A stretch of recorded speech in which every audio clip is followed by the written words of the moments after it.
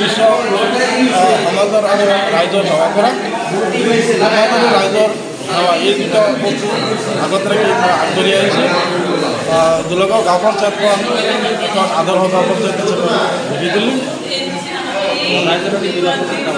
আৰু দুলগাঁও গাঁও পঞ্চায়তখন এখন দুৰ্নীতিমুক্ত আৰু ডাঙৰ যিটো ইয়া আছে শহীদুল ইছলাম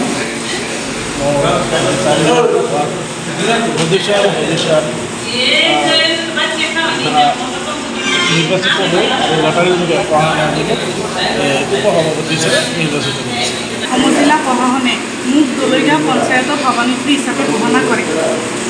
4জন ৱাৰ্ড সদস্যই সমৰ্থন কৰে আৰু প্ৰশাসনে লটাৰীৰ জৰিয়তে মোক সভানেত্ৰী হিচাপে নিৰ্বাচিত কৰে। দলৈগাঁও গাঁও পঞ্চায়তৰ সকলো ৰাইজৰ দোৱা আৰু আশীৰ্বাদ। অসমৰ সংবাদ জগতখনৰ বাবে এক সুখৰ খবৰ।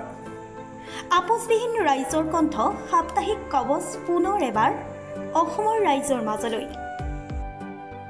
স্বত্বাধিকাৰী প্ৰণীতা কলিতাৰ দ্বাৰা প্ৰকাশিত আৰু আপোচবিহীন একাংশ নপুৰণি অভিজ্ঞতাপুষ্ট সাংবাদিকৰ দ্বাৰা প্ৰচাৰিত তথা eco printing press Guwahati Katabari গড়চুকত মুদ্ৰিত সাপ্তাহিক কবচ এতিয়া অসমৰ বিভিন্ন প্ৰান্তত উপলব্ধ।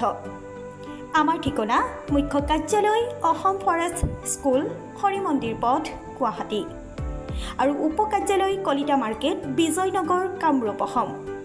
মোবাইল নম্বৰ হৈছে 9435114666 70024728813।